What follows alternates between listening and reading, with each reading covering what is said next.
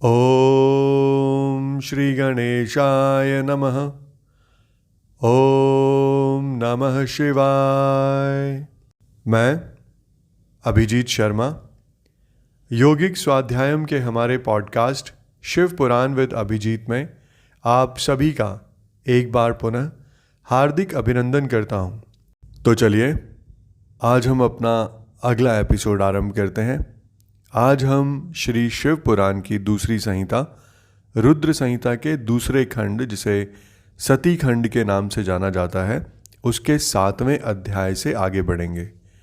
7वां अध्याय, जिसका शीर्षक है संध्या की आत्म आहुति, उसका अरुंधति के रूप में अवतीर्ण होकर मुनिवर वशिष्ठ के साथ विवाह करना, ब्रह्मा जी का रुद्र के विवाह के लिए प्रयत्न और चिंता, तथा भगवान विष्णु का उन्हें शिवा की आराधना के लिए उपदेश देकर चिंता मुक्त करना। इस अध्याय में ब्रह्मा जी नारद जी से कहते हैं कि हे नारद, जब वर देकर भगवान शंकर अंतर्धान हो गए, तब संध्या भी उसी स्थान पर गई जहाँ मुनि मेधातिथि यज्ञ कर रहे थे। भगवान शंकर की कृपा से उसे किसी ने वहाँ नहीं देखा। उसने उस तेजस्वी ब्रह्मचारी का स्मरण किया जिसने उसके लिए तपस्या की विधि का उपदेश दिया था। हे महामुने, पूर्व काल में महर्षि वशिष्ठ ने मुझ परमेष्ठी की आज्ञा से एक तेजस्वी ब्रह्मचारी का वेश धारण करके उसे तपस्या करने के लिए उपयोगी नियमों का उपदेश दिया था। संध्या अपने को तपस्या का उपदेश देने वाले उन्हीं ब्रह्मचारी ब्राह्मण वशिष्ठ को पति रूप से मन में रखकर उस महायज्ञ में प्रज्वलित अग्नि के समीप गई। उस समय भगवान शंकर की कृपा से मुनियों ने उसे नहीं देखा। ब्रह्मा जी की वह पुत्री बड़े हर्ष के साथ उस अग्नि में प्रविष्ट हो गई। उसका पुरोडाशमय शरीर तत्काल दग्ध हो गया। उस पुरोडाश की अलक्षित गंध सब और फैल गई। अग्नि ने भगवान शंकर की आज्ञा से उसके सुवर्ण जैसे शरीर को जलाकर शुद्ध करके पुनः सूर्यमंडल में पहुंचा दिया। तब सूर्य ने पितरों और देवताओं की तृप्ति के लिए उसे 2 भागों में विभक्त करके अपने रथ में स्थापित कर दिया।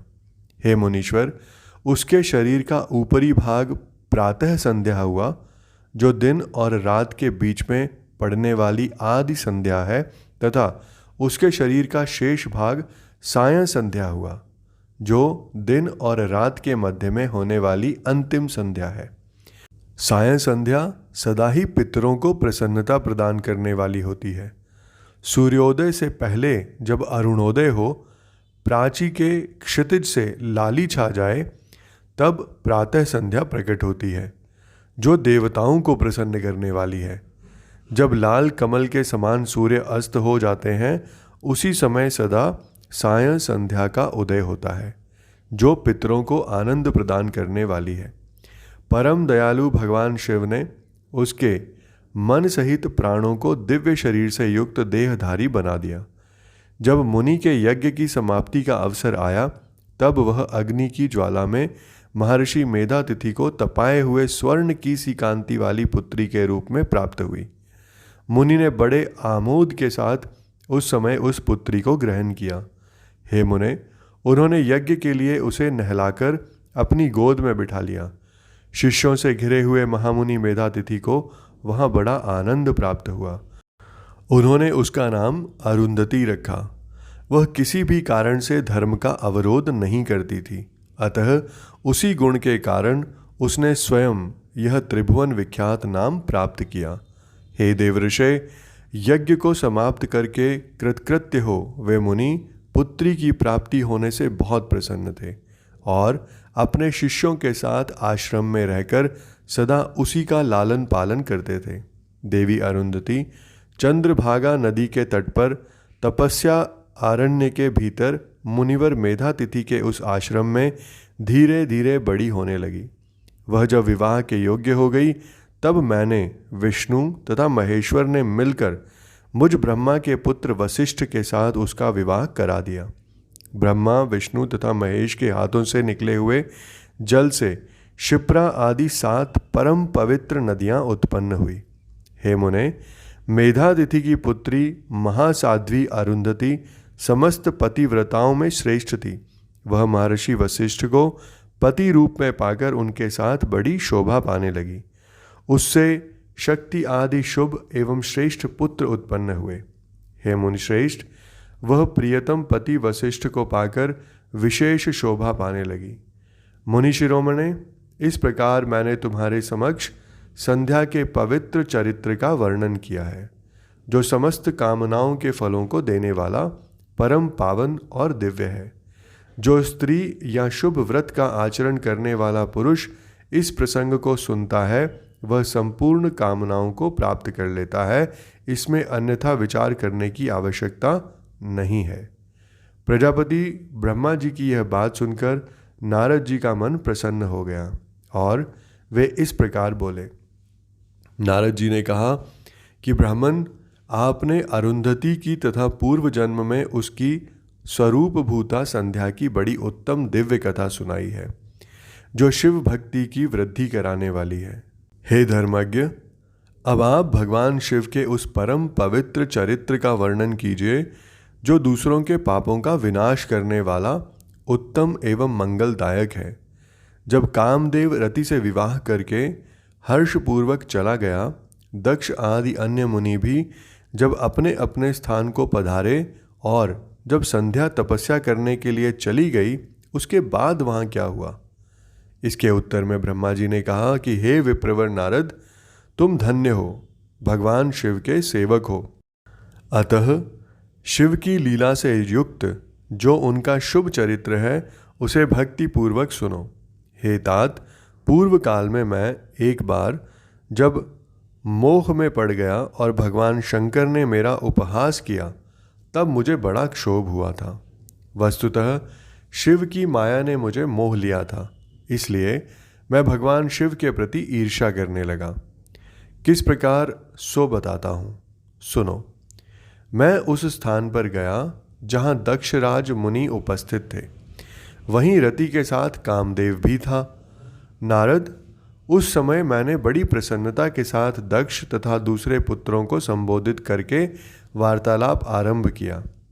उस वार्तालाप के समय मैं शिव की माया से पूर्णतया मोहित था। अतः मैंने कहा, पुत्रों, तुम्हें ऐसा प्रयत्न करना चाहिए जिससे महादेव जी किसी कामनीय कांति वाली स्त्री का पाणी ग्रहण करें। इसके बाद मैंने भगवान शिव को मोहित करने का भार रति सहित कामदेव को सौंप दिया। कामदेव ने मेरी आज्ञा मानकर कहा, प्रभो, सुंदरी स्त्री ही मेरा अस्त्र है, अतः शिवजी को मोहित करने के लिए किसी नारी की सृष्टि कीजिए। यह सुनकर मैं चिंता में पड़ गया और लंबी सांस खींचने लगा।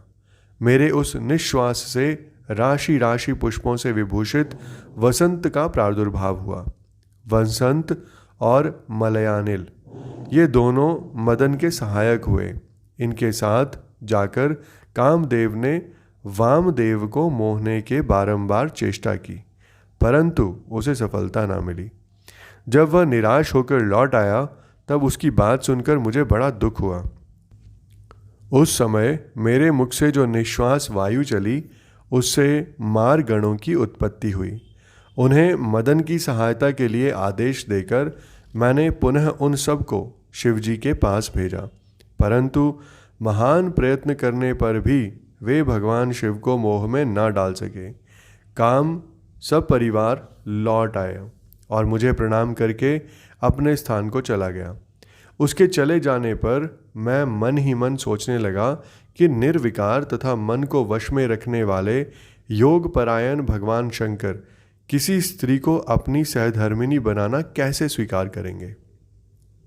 यही सोचते सोचते मैंने भक्ति भाव से उन भगवान श्री हरि का स्मरण किया, जो साक्षात शिव रूप तथा मेरे शरीर के जन्मदाता हैं। मैंने दीन वचनों से युक्त शुभ स्तोत्रों द्वारा उनकी स्तुति की। उस स्तुति को सुनकर भगवान शीघ्र ही मेरे सामने प्रकट हो गए। उनके 4 भुजाएं शोभा पाती थी, नेत्र प्रफुल्ल कमल के समान सुंदर थे। उन्होंने हाथों में शंख, चक्र, गदा और पद्म ले रखे थे। उनके श्याम शरीर पर पीतांबर की बड़ी शोभा हो रही थी। वे भगवान श्रीहरि भक्त प्रिय हैं। अपने भक्त उन्हें बहुत प्यारे हैं। सबके उत्तम शरण दाता उन श्री हरि को उस रूप में देखकर मेरे नेत्रों से प्रेमाश्रुओं की धारा बह चली और मैं गदगद कंठ से बारंबार उनकी स्तुति करने लगा। मेरे उस स्तोत्र को सुनकर अपने भक्तों के दुख को दूर करने वाले भगवान विष्णु बहुत प्रसन्न हुए और शरण में आए हुए मुझ ब्रह्मा से बोले, हे महाप्राज्ञ विधाता, लोक सृष्टा ब्राह्मण, तुम धन्य हो। बताओ तुमने किस लिए आज मेरा स्मरण किया है और किस निमित्त से यह स्तुति की जा रही है। तुम पर कौन सा महान दुख आ पड़ा है, उसे मेरे सामने इस समय कहो, मैं वह सारा दुख मिटा दूंगा। इस विषय में कोई संदेह या अन्यथा विचार नहीं करना चाहिए। तब ब्रह्मा जी ने सारा प्रसंग सुनकर कहा कि हे केशव, यदि भगवान शिव किसी तरह पत्नी को ग्रहण कर लें तो मैं सुखी हो जाऊंगा। मेरे अंतःकरण का सारा दुख दूर हो जाएगा। इसी के लिए मैं आपकी शरण में आया हूँ। मेरी ये बात सुनकर भगवान मधुसूदन हंस पड़े और मुझ लोक सृष्टा ब्रह्मा का हर्ष बढ़ाते हुए मुझसे शीघ्र ही यों बोले, विधाता, तुम मेरा वचन सुनो। ये तुम्हारे भ्रम का निवारण करने वाला है। मेरा वचन ही वेद शास्त्र आदि का वास्तविक सिद्धांत है। शिव ही सबके कर्ता भर्ता और पालक हैं। हर्ता संहारक भी वही हैं। वे ही परात्पर हैं, परब्रह्म, परेश, निर्गुण, नित्य, अनिर्देश, निर्विकार, अद्वितीय, अच्युत, अनंत, सबका अंत करने वाले स्वामी और सर्वव्यापी परमात्मा एवं परमेश्वर हैं। सृष्टि, पालन और संहार के कर्ता, तीनों गुणों को आश्रय देने वाले, व्यापक, ब्रह्मा, विष्णु और महेश नाम से प्रसिद्ध, रजोगुण, सत्वगुण तथा तमोगुण से परे, माया से ही भेद युक्त प्रतीत होने वाले, निरीह, माया रहित, माया के स्वामी या प्रेरक, चतुर, सगुण, स्वतंत्र, आत्मानंद स्वरूप, निर्विकल्प, आत्माराम, निर्द्वंद, भक्त परवश, सुंदर विग्रह से सुशोभित योगी, नित्य योग परायण, योग मार्गदर्शक, गर्वहारी, लोकेश्वर और सदा दीन वत्सल हैं। तुम उन्हीं की शरण में जाओ। सर्वात्मना शंभु का भजन करो। इससे संतुष्ट होकर वे तुम्हारा कल्याण करेंगे। ब्राह्मण, यदि तुम्हारे मन में यह विचार हो कि शंकर पत्नी का पाणी ग्रहण करें तो शिवा को प्रसन्न करने के उद्देश्य से शिव का स्मरण करते हुए उत्तम तपस्या करो। अपने उस मनोरथ को हृदय में रखते हुए देवी शिवा का ध्यान करो। वे देवेश्वरी यदि प्रसन्न हो जाएं तो सारा कार्य सिद्ध कर देंगी। यदि शिवा सगुण रूप से अवतार ग्रहण करके लोक में किसी की पुत्री हो मानव शरीर ग्रहण करें तो वे निश्चय ही महादेव जी की पत्नी हो सकती हैं। हे ब्राह्मण, तुम दक्ष को आज्ञा दो। वे भगवान शिव के लिए पत्नी का उत्पादन करने के निमित्त स्वतः भक्ति भाव से प्रयत्नपूर्वक तपस्या करें। तात, शिवा और शिव दोनों को भक्त के अधीन जानना चाहिए। वे निर्गुण परब्रह्म स्वरूप होते हुए भी स्वेच्छा से सगुण हो जाते हैं। हे विधे, भगवान शिव की इच्छा से प्रकट हुए हम दोनों ने जब उनसे प्रार्थना की थी तब पूर्व काल में भगवान शंकर ने जो बात कही थी उसे याद करो। हे ब्राह्मण, अपनी शक्ति से सुंदर लीला विहार करने वाले निर्गुण शिव ने स्वेच्छा से सगुण होकर मुझको और तुमको प्रकट करने के पश्चात तुम्हें तो सृष्टि कार्य करने का आदेश दिया और उमा सहित उन अविनाशी सृष्टिकर्ता प्रभु ने मुझे उस सृष्टि के पालन का कार्य सौंपा। फिर नाना लीला विशारद उन दयालु स्वामी ने हंसकर आकाश की ओर देखते हुए बड़े प्रेम से कहा, हे विष्णु, मेरा उत्कृष्ट रूप इन विधाता के अंग से इस लोक में प्रकट होगा, जिसका नाम रुद्र होगा। रुद्र रूप ऐसा ही होगा जैसा मेरा है, वह मेरा पूर्ण रूप होगा। तुम दोनों को सदा उसकी पूजा करनी चाहिए। वह तुम दोनों के संपूर्ण मनोरथों की सिद्धि कराने वाला होगा। वही जगत का प्रलय करने वाला भी होगा। वह समस्त गुणों का दृष्टा, निर्विशेष एवं उत्तम योग का पालक होगा। यद्यपि तीनों देवता मेरे ही रूप हैं, तथापि विशेषतः रुद्र मेरा पूर्ण रूप होगा। हे पुत्रों, देवी उमा के भी 3 रूप होंगे। एक रूप का नाम लक्ष्मी होगा, जो इन श्री हरि की पत्नी होंगी। दूसरा रूप ब्रह्मपत्नी सरस्वती का है और तीसरा रूप सती के नाम से प्रसिद्ध होगा। सती उमा का पूर्ण रूप होंगी, वे ही भावा रुद्र की पत्नी होंगी। ऐसा कहकर भगवान महेश्वर हम पर कृपा करने के पश्चात वहाँ से अंतर्धान हो गए और हम दोनों सुखपूर्वक अपने अपने कार्य में लग गए। ब्राह्मण, समय पाकर मैं और तुम दोनों सपत्नीक हो गए और साक्षात भगवान शंकर रुद्र नाम से अवतीर्ण हुए। वे इस समय कैलाश पर्वत पर निवास करते हैं। प्रजेश्वर, अब शिवा भी सती नाम से अवतीर्ण होने वाली है, अतः तुम्हें उनके उत्पादन के लिए ही यत्न करना चाहिए। ऐसा कहकर मुझ पर बड़ी भारी दया करके भगवान विष्णु अंतर्धान हो गए और मुझे उनकी बात सुनकर बड़ा आनंद प्राप्त हुआ।